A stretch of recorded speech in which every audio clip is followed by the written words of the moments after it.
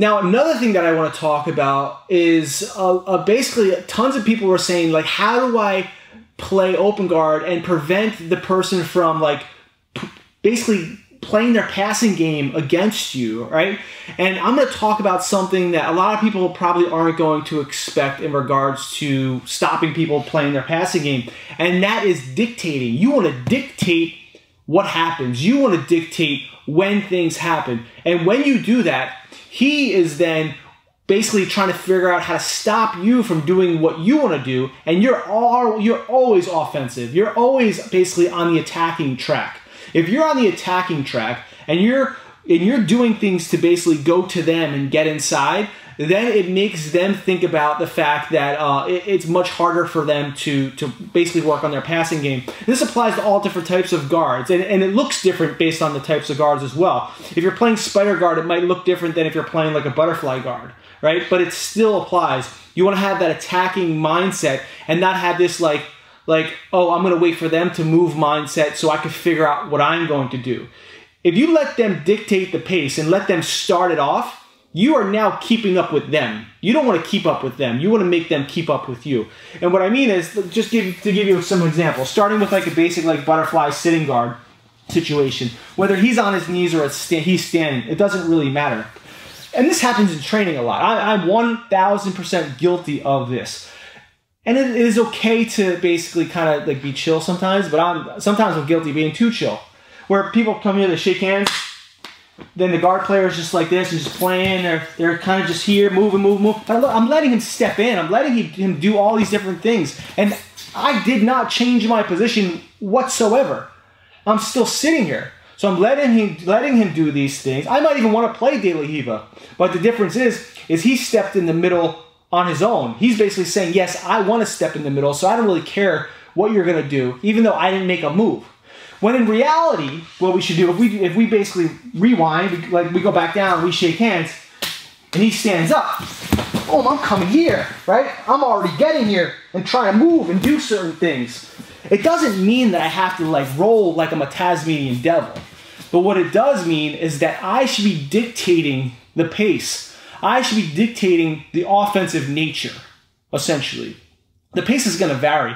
Sometimes you're going to dictate the offensive nature and it looks like there's two turtles rolling, right? Sometimes you're going to dictate the offensive nature and it looks like you have just like basically two tornadoes colliding. But the fact of the matter is, you as the open guard player should be dictating what's happening.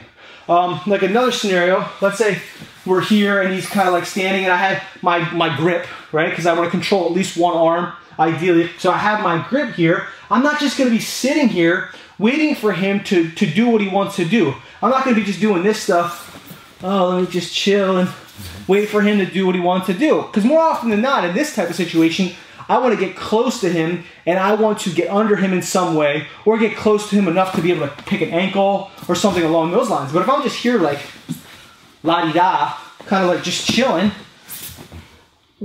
nothing is going to happen for me in a positive nature unless he has the same attitude. Right?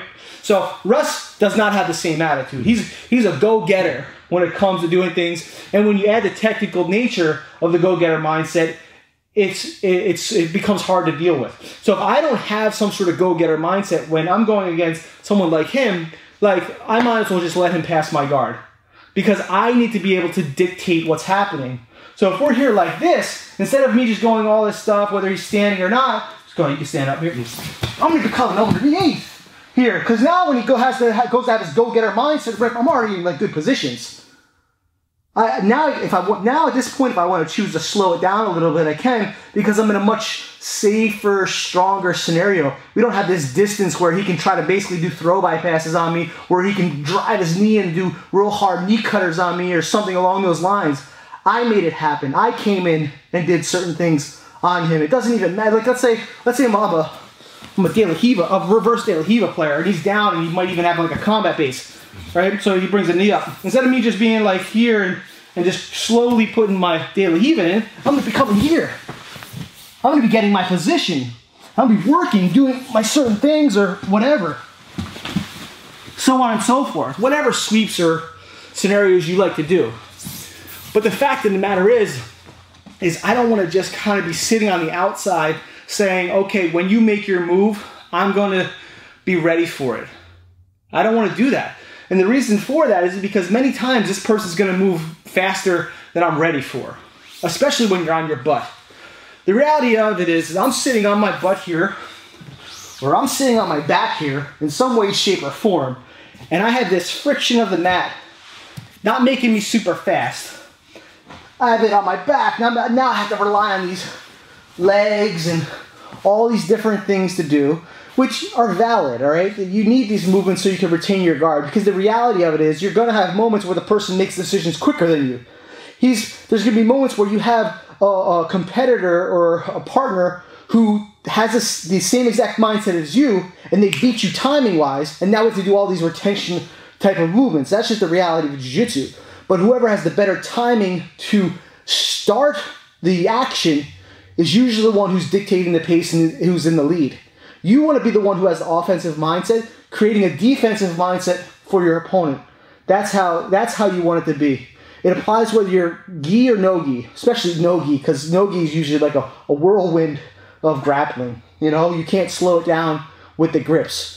But you still want to have that mindset. And we're going to talk about other scenarios with the gi on as well. But when we're here like this, let's say I want to play half guard, right? Deep half guard or something along those lines. Let's just turn this way. And we're here, right? He's even standing up. So let's say I might come here. Oh, so keep it round. So we're here, and now I come underneath, right? Now I have like kind of like a deep half guard, single leg X type of scenario or whatever. You know, I want to make things happen. Showing this in the video, it's more of me telling you, right? And just trying to give you some visuals, because we're not rolling live. We're not doing like a super live roll. If we were doing a super live roll, I'm going to be coming in and trying to dictate my pace. He's going to be coming in and trying to dictate his pace, whether he's trying to come around me or he's trying to cut through me. Whoever wins the dictating the pace usually controls the game. So I think it's really important to play around with this mindset. Work on the other concepts we talked about too, and add these things together, and they're going to help you out. When I have this particular mindset, it changes my game. It really makes me much better. And you can apply this regardless of your attributes too. Now, some people are going to say, well, I'm not quick, like I'm not super fast. It doesn't really matter. You still need to be doing things to create an offensive mindset. It's not about being quick and fast. It's about getting your offensive positioning before he gets his offensive positioning. That's what it's about. Now, when you're wearing the gi, the same thing applies. You still want to dictate. And the reason why I'm even doing a separate gi video is because, one, a lot of people are going to be like, oh, well, what about if you're wearing the gi? And two, a lot of people are going to be like, oh, well, what if you're playing like a very gi-dependent game, like a spider guard game or a lapel type game or something along those lines? The same thing still applies, all right? There are outliers. There are people like who are just so good compared to other people to where they may not need to look like they're doing this, but they're still doing it, right? They still have the offensive mindset, regardless if it looks like it or not, because they're just so good at what they do, all right? But for the majority of the people, the average Joes, especially like myself, you know, I'm pretty much the famous average Joe of the jiu-jitsu world, essentially. You usually have to work a little bit harder, right? And the purpose of this is to let you know in your mind you have to work a little bit harder. So when I'm here like this, right?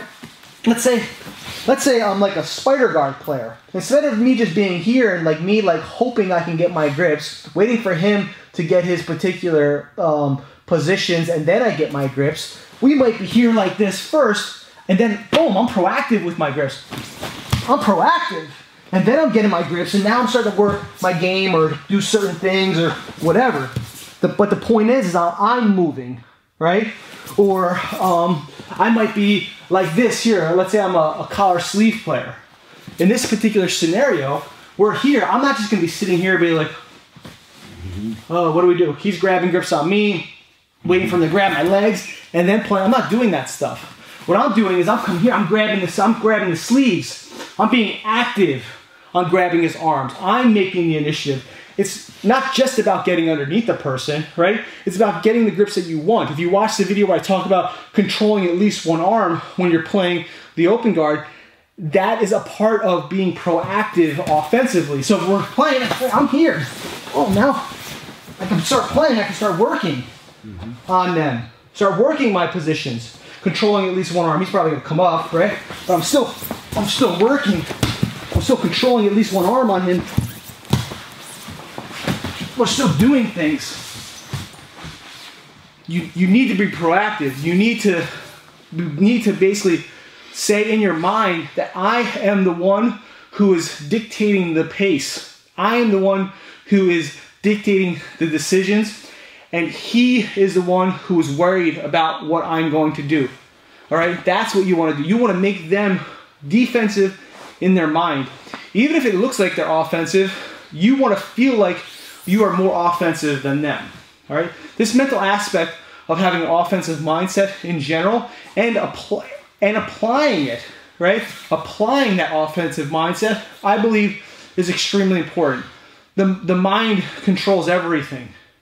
I believe when my mind is on, my game is super on. And I'm sure many of you are going to and do experience the same thing. So, you know, definitely work on this. This is highly recommended. I don't think there's really any other way around it, in my opinion. The best players in the world are offensive mindset players. In their mind, they're in control. They're the ones saying, I'm going to do what I'm going to do, and you're not going to stop me. Even just kind of go off on a little tangent, even if I'm in a bad position, I do the best I can to have an offensive mindset. I'm saying to myself, I'm going to get out. Like I am getting out. I'm doing these things to you. It's not he's doing these. I'm not worried about, oh, I hope he doesn't submit me. I hope he doesn't get a position. In my mind, I'm like, I'm going to get out. I'm going to do this. I'm going to do this. And then after I'm done doing this, I'm going to continue doing it. So definitely apply this to your game and apply this to your mind. And I do believe it will help you out. All right. If you have any questions or comments, send me an email or post below. Peace.